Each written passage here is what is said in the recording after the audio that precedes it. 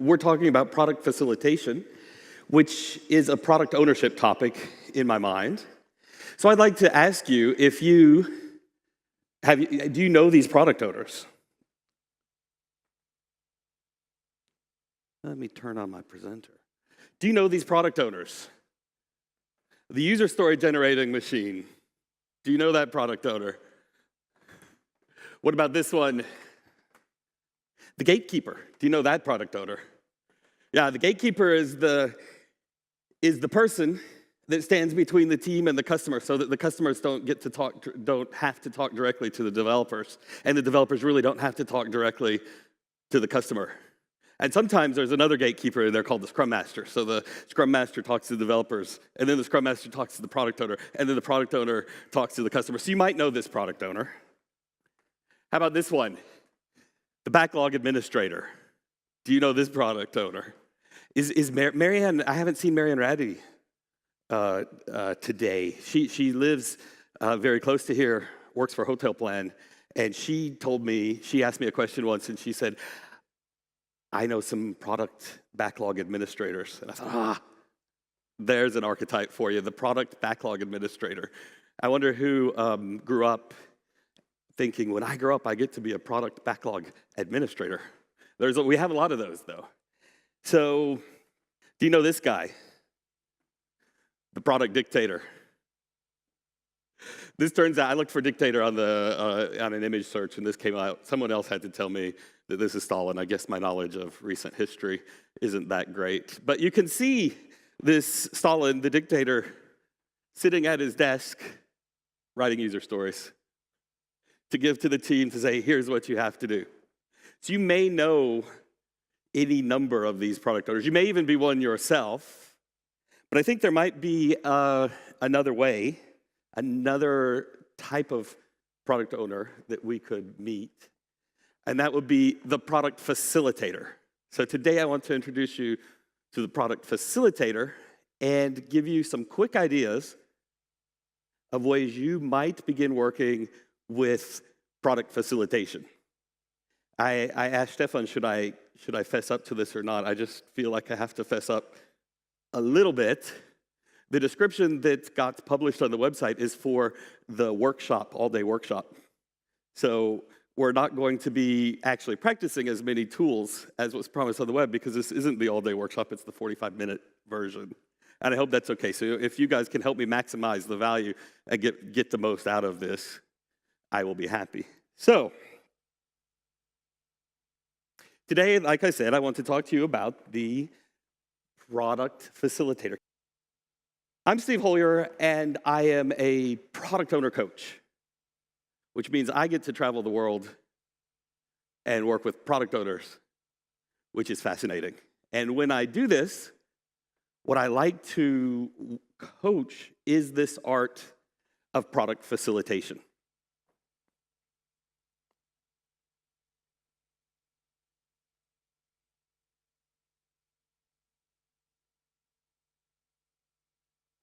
And what I want to do today is I'm really excited that I'm able to take you perhaps on a very quick, epic adventure in product ownership.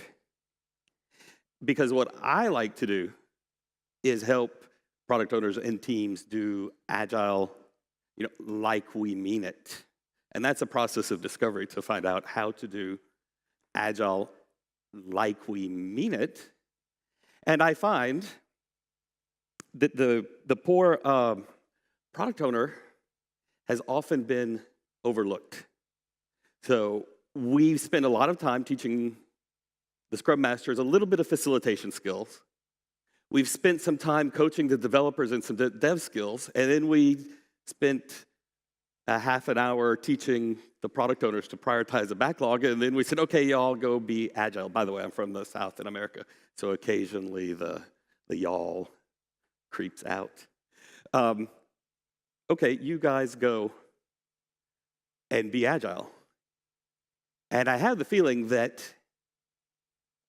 as agile as your team is, you will never be able to realize all the benefits of agile until your product owner is able to show the agile leadership to reference Pete's talk this morning, to show the Agile leadership to be an active part of the team. So now I'm wondering who's here in the audience. If you would just raise your hands, how many of you have product owner as a job title? Great. How many of you have product facilitator as a job title? Not yet. What about backlog administrator? What about other functions in the product domain, like product manager? Any product managers here? This is interesting about the Scrum terminologies that we've used. We have a product owner, and I get asked a lot, well, where does the product manager fit in? And interestingly enough, it depends which country you're in. Sometimes a product owner in some countries is seen as a promotion. I go from product manager to product owner. In other countries, it's just the opposite. I go from product owner to product manager. Just wondering. So how many Scrum Masters do we have here? Just curious. Awesome. And developers in the room? Awesome, great, welcome. And others, Agile leaders. Great. Okay, good to see you. Now, I asked you about the product owners that you have met before, and I wonder, no matter which product owners have you met, if you know the lonely product owner. So no matter what type, I also have this picture of the poor, lonely product owner who is often sitting alone, maximizing the value of the product, and thinking about the vision of the customer. And I wonder, sometimes the lonely product owner never gets invited to the other Agile parties. And that's the other thing that I'm curious if we can see, if you're feeling like that lonely product owner, all by yourself, weight of the world on your shoulders probably, let's look at some ways that we might change that to be the product owner that's invited to every party. Now, we're not doing any better with this clicker. Oh, there, here we go. I just maybe have to learn some patience. So you've seen this picture. This is the typical way, at least if you've chosen Scrum as your Agile methodology, this is the typical way that we often describe the Scrum roles. You have a product owner, a Scrum Master, and a dev team. And if you've not chosen Scrum as your methodology, the methodology you've chosen probably represents something similar to this. By the way, I have to thank Henrik Knieberg, who I kind of stole this drawing from. Now, the magic of this Venn diagram is you've got the Scrum Master, the developer, and the product owner, who are each looking after their own areas of interest. The dev team is really concerned about building the thing right, whereas the product owner is really interested in building the right thing. So there's two different things, right? You can build the wrong thing right. That doesn't help you very much. You want to build the right thing right. So the product owner's making sure you build the right thing. The dev team is making sure you build the thing right. Oh, man. This is a sign that I have to buy a new MacBook. And according to Henrik Knieberg, the Scrum Master, at least when he recorded his video, Product Ownership in a Nutshell, the Scrum Master builds the thing fast or efficient. I can't remember which word he uses. And I'm not quite comfortable with that word. I keep trying to find a new word, and right now I've settled on well. The Scrum Master helps the group build the thing well. But the sweet spot is in the middle. The sweet spot is when everybody on the team can work together to build the right thing, build the thing right, and build it well. And I bet at the beginning of your Agile journey, that sweet spot is very small. But I also think as you go on this epic adventure to learn to be an Agile team and learn Agile product ownership, something interesting changes.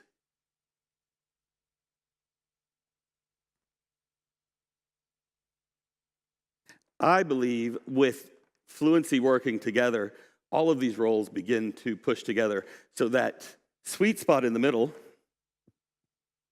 gets much larger, and there's where you realize the real promise of Agile. Now, you don't realize that after going to Scrum training right away. You need to practice.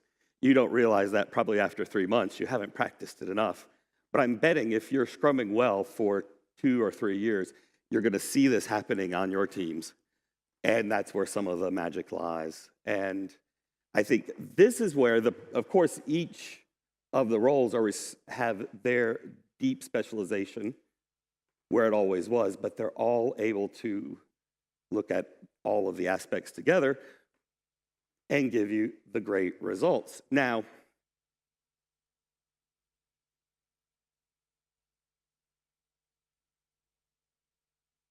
the question is, how do you get there? What's the first step on your journey? And what I want to do today is to propose to you a few ways to get to this part. And at this part, I believe your product owner is acting more in a facilitation role.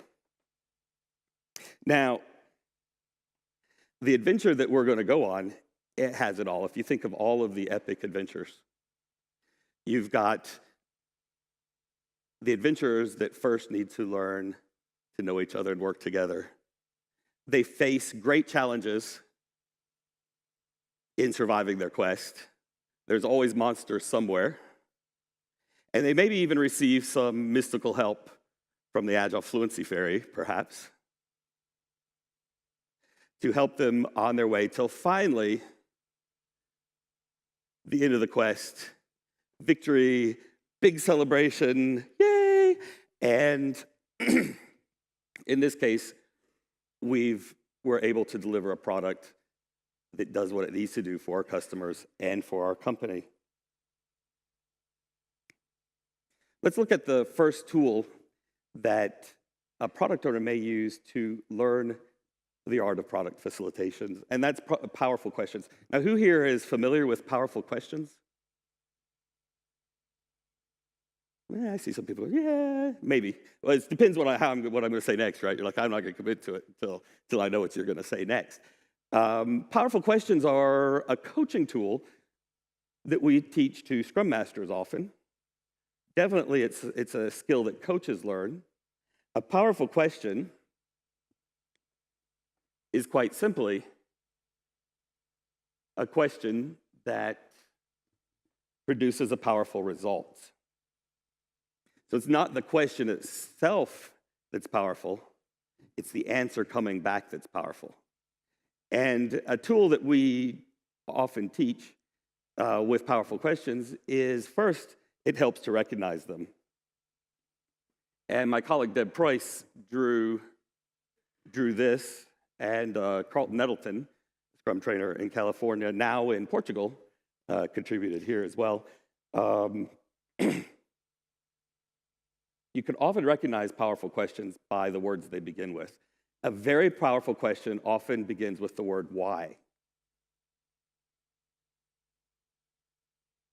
Another powerful question, but maybe not so powerful as the questions that begin with the word why, are questions that begin with the words what or the words how.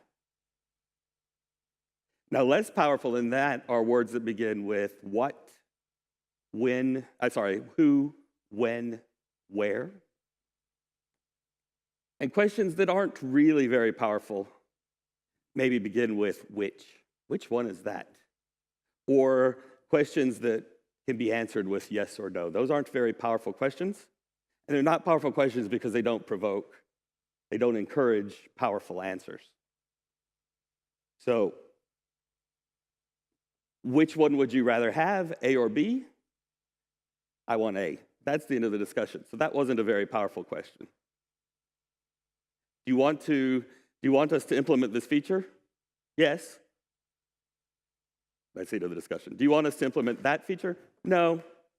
That's the end of the discussion. So that's why those questions are not very powerful. They don't elicit very powerful answers.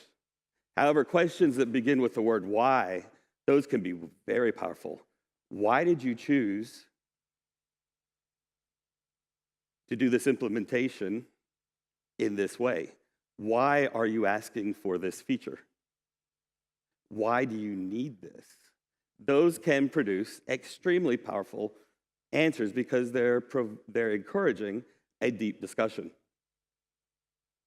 Warning though, at least in English, a question that begins with why can sound like judgment.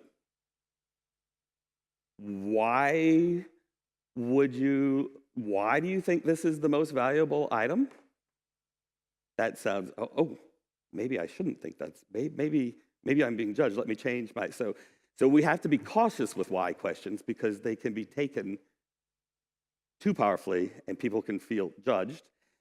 With a little practice, you can always change a why question into a what question.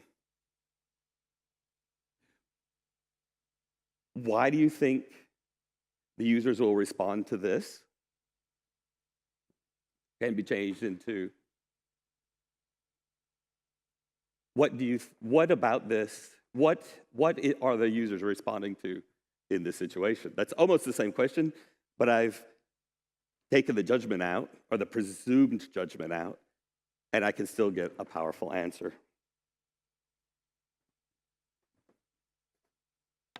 By the way, this is just one thing that I happen to have in German. The questions at the bottom are less powerful. The questions at the top are more powerful. And I do have this in German. This is the German translation that I've been given. I would have translated why as warum, but apparently wozu is a better translation. You guys with German native speaking will have to let me know if that's true. But there's the German version of powerful question. So I'm wondering if you guys, I have not asked today very powerful, my examples of powerful questions for product owners haven't been the best. So I'm going to ask you, just for a little practice, what do you think are some powerful questions that a product owner can ask? I'm putting everybody on the spot. Who wants to be the brave one to suggest a powerful question that a product owner may ask?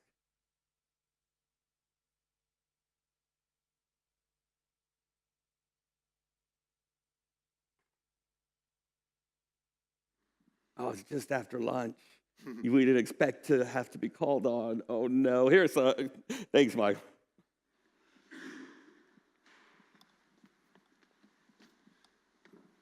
Regarding to features, why do you think this is valuable to your clients or customers? Yes, that's a very powerful one. It could be taken as judgmental because it starts with the why. Do you have an idea of how you might turn that into a different question? What is the value for the client? Yeah. Depending on your relationship and how you're judging the conversation is going, you can choose why or what. Those are both very powerful questions. Another idea. We got one here in the front. What do you aim for? What are you trying to accomplish there?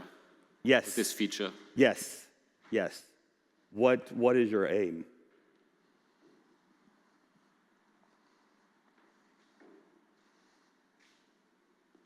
Let's ask this maybe to change the question. What would be a powerful question that a product owner, specifically a product owner, may want to avoid? This is a trick question. I know the answer. Someone much smarter than me gave me the answer, so it's really not very fair that I'm just throwing it out to you. But I'm wondering if it spurs your thinking to either, if you could tell me some more powerful product owner questions or maybe some questions that a product owner maybe is best to avoid.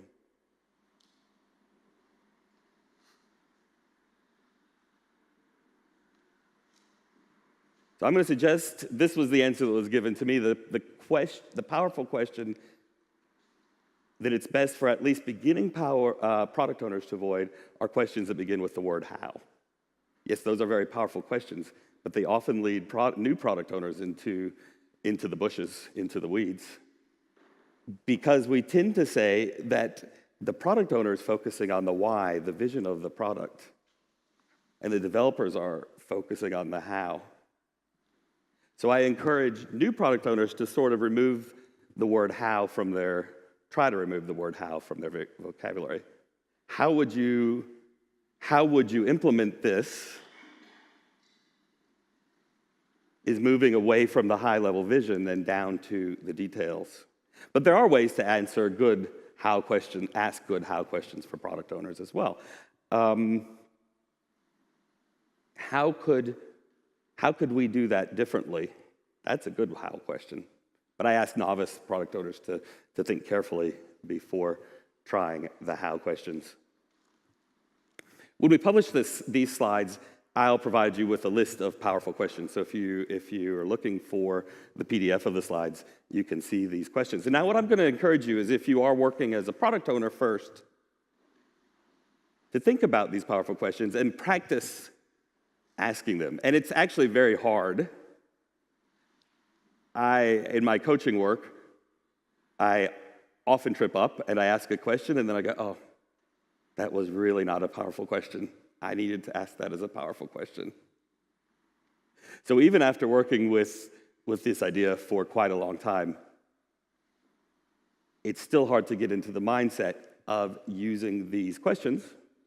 But you can always, now's the best time to start. So if this is something that's somewhat new for you, you may want to start practicing with this tomorrow and see what happens. At first, you'll probably look back and say those questions weren't very powerful, but with time, your questions will get more and more powerful, and the benefit there is that so will the answers.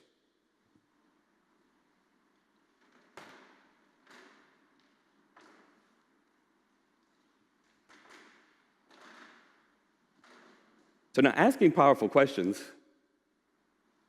is a great start to start exploring the art of product facilitation. If you're not a product owner, if you're Scrum Master, you can use these same powerful questions to help your product owner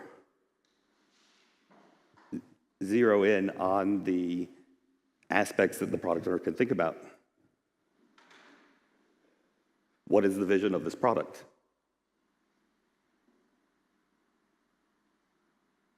What are the main needs of the customer? See, so it doesn't necessarily have to be the product owner who's doing the facilitation.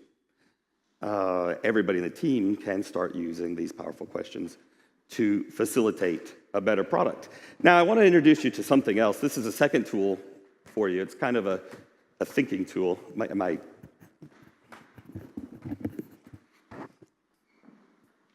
I want to introduce you to another concept, and this is skilled facilitation. This comes from a fellow named Roger Schwartz, who wrote a book many years ago called The Skilled Facilitator.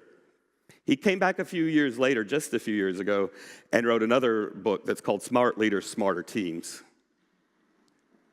Here's the thing, the model that's behind both books is pretty much the same. Smart Leaders, Smarter Teams is a much better read. So, in my opinion, it's an easier read. So I always go to Smart Leaders, Smarter Teams. But this concept really has to do with skilled facilitation. And there's much more to this concept than I can introduce to you here. But the idea, should be no surprise, is that we all operate with a certain set of values. Now, I love the work that Pete's doing. We're talking about introducing Agile values into the leadership community. A lot of good Agile work is being done with Agile values, but Roger Schwartz is not in our Agile circle, so he's talking about some values that we find everywhere in most of our Western working world. Now, to play with this for just a moment, I'd like you to think of a product challenge. I'm guessing that all of you are somehow involved in product development, whether you're the developer developing it or the product owner maximizing the value with the vision, or the Scrum Master. All of you are somehow, or the leader, all of you are somehow involved in developing a product. And I'd like you to think of a challenge that you may be facing right now. I don't know what that would be. Our customers aren't happy because we're not getting the releases out on time. We have so many defects in our code. How do we really understand what the customer's needs are? Whatever your challenge is, think of one And just see if this works for you. Think about an approach you would take to solving that challenge. There's so many defects in the code, if we use that as a challenge. How would you go about addressing there's so many defects in the code? Hire more QA people? Spend more time in QA? Bring in a testing coach? So think about whatever your challenge is and think about how you might approach solving that challenge.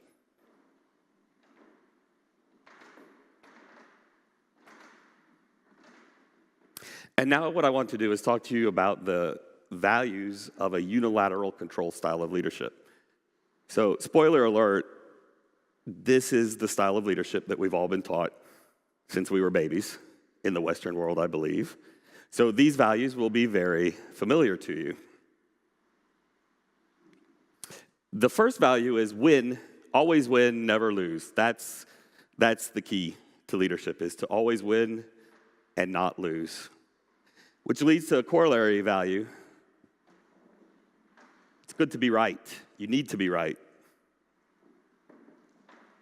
And another value, act rational. Acting rational means acting from this concept that if I have a good argument, I can win the other person over. If I just find the best argument, I'll be right and I'll win. And we see so many discussions that take place that way. If you think about the U.S. politics right now, oh, please, let's not. There's a lot of people looking for the rational argument to convince the other people. It turns out, studies show the more you come with the rational argument, the more likely the other person is to be convinced of their position, funnily enough. But those are the values we operate under, is act rational. And hide negative feelings. That's a value in the workplace. Let's hide the negative feelings. Come to work with a smile on your face to be a good team player. But it goes deeper than that, hiding negative feelings. And this is something I run into all the time, is hiding negative feelings is don't share bad information publicly. How many times have I worked with a team and management tells me in confidence the budget's about to be cut and the team's about to lose their job, so you need to help them get productive very fast so we don't have to cut the budget. But don't tell the team that, because that would be negative and be discouraging them. Yeah, well, it's also hiding the key bit of information that the team needs to actually make adjustments. But those are the values we work with. So if you thought about your challenge and your way to solve them, how many of these values do you recognize in your approach to solving that challenge? Is your approach one of coming up with the irrational argument? Is your approach one of hiding some negative information? I don't know. I'm going to talk to you about an alternative to that. Those are the unilateral control values. The alternative, according to Roger Schwartz, are the mutual learning values. It's a different value set, and they're really hard. I have to tell you, I try to work with these values, and then I'll meet somebody after work for drinks, and I say, and this happened, and I approached it from a mutual learning mindset, and they'll say, yeah, it seems like that you were really trying to act rational. Like, oh gosh, this is so hard. But here are the mutual learning values. And as I go through these, think about how you might apply these to your challenges. One is transparency. If a team can work in a mutual learning way, in Agile we often call that a self-organizing way, the team needs full transparency, so they have all the information. Everybody, leaders and team, product owners, Scrum Masters, developers, have the same information and can see the system that they're responding to. Approach everything with a sense of curiosity, and there your powerful questions help. Approach everything with a powerful question: why, what, how?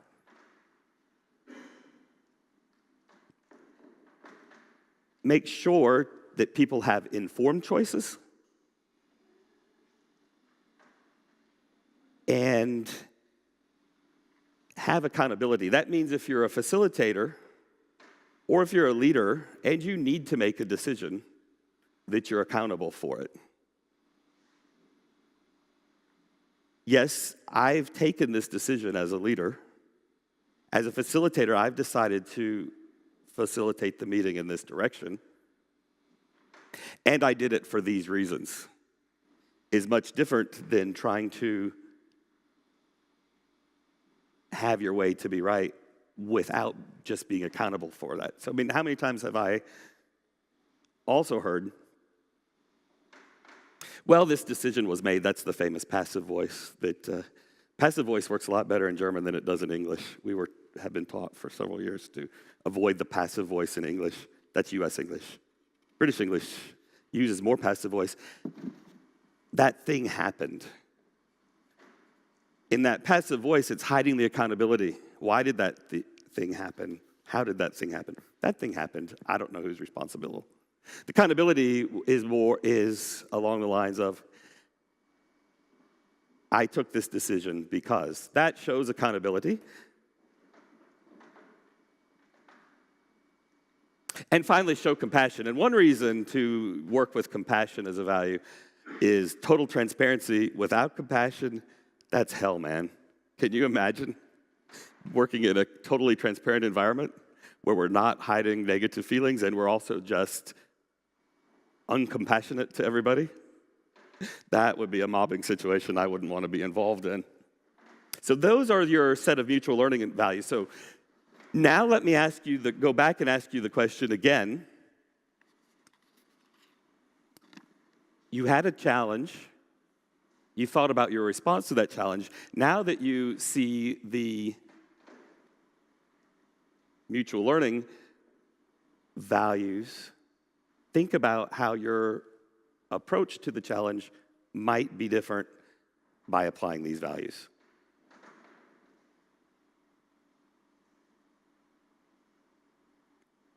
And has that given you more options? Or has that shown you another approach? Maybe it has, maybe it hasn't. In a short 45-minute talk, we can't really get very deep into working with these values, but I wanted to give you that chance of thinking through this and see if this might be something that can help you approach your challenges. Now, if you're working with a product and you're wanting to move from being the product dictator or the product backlog administrator to being the product facilitator, learning to ask questions and operate from these set of values is a little trick that will help you become that agile leader that's an product facilitator. Now, this is all according to Roger Schwartz, and he says there are 3 mindsets: unilateral control, which we saw, mutual learning, which we saw, and the third one is the give up control style of leadership. And I bet most of you who have been on a Scrum team have seen this once. And that's when somebody in the leadership team says, and it might be the product owner, somebody says, well, the team is scrumming, so they should just decide. That's giving up control. Oh, well, we're hoping we get a good result, and if we don't get a good result by the 3rd quarter, we're going to cancel this Agile experience. But we're doing it Agile, so the team is going to decide. And that's giving up control. What happens when you give up control is that you hear about mutual learning, you hear about all the benefits of Agile, and you continue to approach everything from the unilateral control mindset. That's give up control. So this is a bit of a fake out. Giving up control is just another form of unilateral control, and it operates from the same set of values. So if you try to approach Agile from the unilateral control set of values, you often get this give up control situation, which helps no one. So I'm just wanting to make that visible to you to see if that's something that in the next weeks you might notice and play with.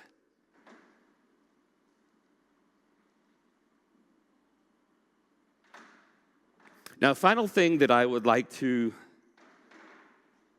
suggest to you is very useful in your journey of moving from a beginning product owner, a product backlog administrator, a product dictator, a lonely product owner, to a product facilitator is related to fluency. I don't know if you guys, anybody here has heard me talk about the Agile Fluency model. It's my favorite subject in the world, and we've got 5 minutes left in this talk, so this is very dangerous, because as my favorite subject in the world, I could go on forever about it, and I have to keep it now into 5 minutes. The Agile Fluency model is something that some well-known Agile practitioners, Diana Larson and James Shore, proposed about 5 years ago to indicate what they've observed is the progression that software development teams take. Now, notice this is specific to software development teams, and it's not saying on the surface much about product ownership. But I want to see what we can tease out of this about product ownership while I speak to you about the journey that Agile teams can take. Now, fluency, by the way, if you think about fluency, we talk about language fluency. Fluency is simply being in the flow, being able to work from muscle memory. It's mastery. So we don't tend to talk about people being fluent in playing the cello. We might talk about them being master cello players, but actually being a master cello player means being fluent in playing cello. We talk about it much more in language. You can speak German fluently. I can also speak German fluently. My level of German fluency is almost certainly lower than most of your levels of German fluency. But it has managed to suit my needs for the last 17 years. So I guess that's good. Now, it seems like just with language, you can identify the steps to learning a language. It seems like Agile teams go through several zones of learning as they become fluent with Agile. And the first zone, well, before the first zone, we have the starting point.